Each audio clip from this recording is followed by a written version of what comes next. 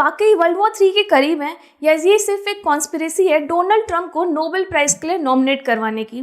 कभी एक दूसरे को दोस्त कहने वाले दो देशों के बीच ऐसा क्या हुआ कि यूएस ने पहले ईरान पर बॉम्ब गिरा दिया और फिर खुद ही ईरान और इजराइल के बीच सीज फायर करवाकर वाहवाही बटोर ली।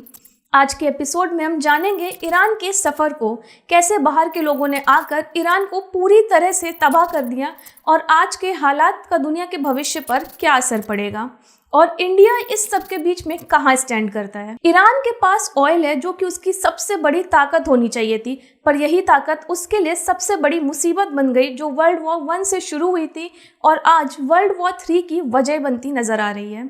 ईरान में नेचुरल गैस और ऑयल का भरमार है, लेकिन ये बात ईरान कभी खुद नहीं समझ पाया और बाहर के देशों के लोगों ने आकर ईरान के नेचुरल रिसोर्सेज को एक्सट्रैक्ट करके इनकम जनरेट करना शुरू कर दिया। ये बात उस टाइम की है जब इंडिया ब्रिटिशर्स के कंट्रोल में था, इसलिए ईरान का एक बॉर्डर ब्रिटिश इंडिया से टच करता था और दूसरा रशिया से, और इसी तरह ईरान यूके और रशिया के बीच में फंस गया।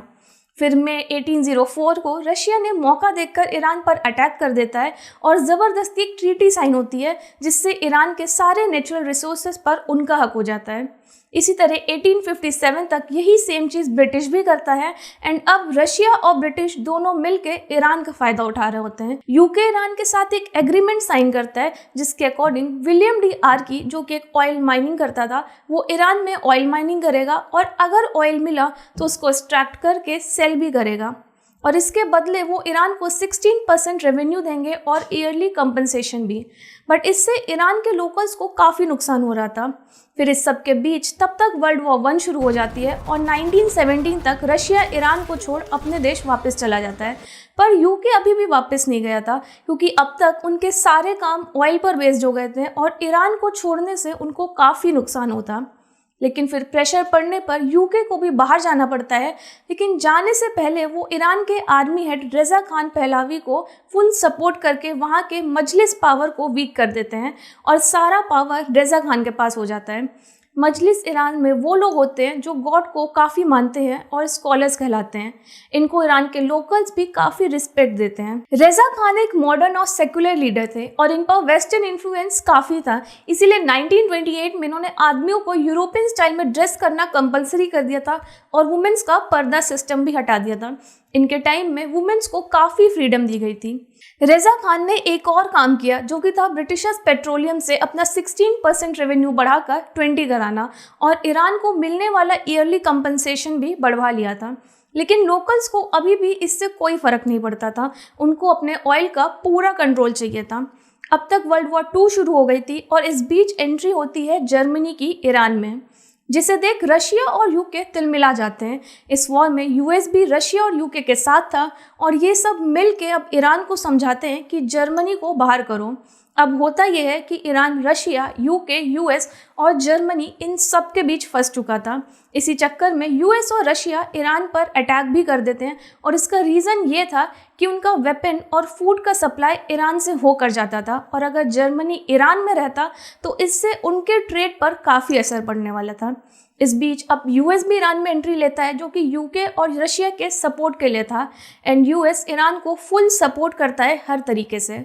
अब तक वर्ल्ड वॉर 2 एंड हो जाता है और अब यूएस वर्ल्ड का मोस्ट पावरफुल कंट्री बन चुका था एंड यूके के साथ अब यूएस भी 50-50 शेयर लेता है ऑयल एक्सट्रैक्शन में। अब तक यूएस और ईरान के रिलेशन भी एक दूसरे के साथ काफ़ी अच्छे चल रहे थे, लेकिन फिर 1951 में मोहम्मद मुसद्देक यूएस के खिलाफ खड़े होते हैं और ऑयल एक्सट्रैक्शन को नेशनलाइज करा देते हैं, जिससे यूके और यूएस दोनों ईरान पर सैंक्शन लगा देते हैं। लेकिन रेज़ा खान एक बार फिर से यूएस और यूके की कंपनीज को ऑयल का एडवांटेज देते हैं और मोहम्मद मुसद्देक को पीएम की पोस्ट से हटा दिया जाता है। अब 1963 में आते हैं खोमेनी और ये ईरान में 3 मेजर डिसीजंस लेते हैं। पहला, ईरान इस्लामिक रिपब्लिक बन जाता है। दूसरा, तेहरान में यूएस एम्बेसी पर हमला होता है जिसमें 52 अमेरिकन ऑफिसर्स को हॉस्टेज बनाया जाता है, वो भी 444 दिन के लिए। तीसरा, खोमेनी ऑयल का सारा कंट्रोल अपने अंडर ले लेते हैं। इस बीच रेज़ा खान जो ईरान के किंग थे वो यूएस भाग जाते हैं अपने कैंसर के ट्रीटमेंट के लिए और वहीं पर उनकी मौत हो जाती है। अब कॉमिनी फुल पावर में आ गए थे और वो एक और बात बोलते हैं जिसे सुनकर बाकी सारे मुस्लिम देश टेंशन में आ जाते हैं, और वो ये थी कि किसी भी देश पर हुकूमत कोई इंसान नहीं कर सकता, सिर्फ अल्लाह कर सकते हैं।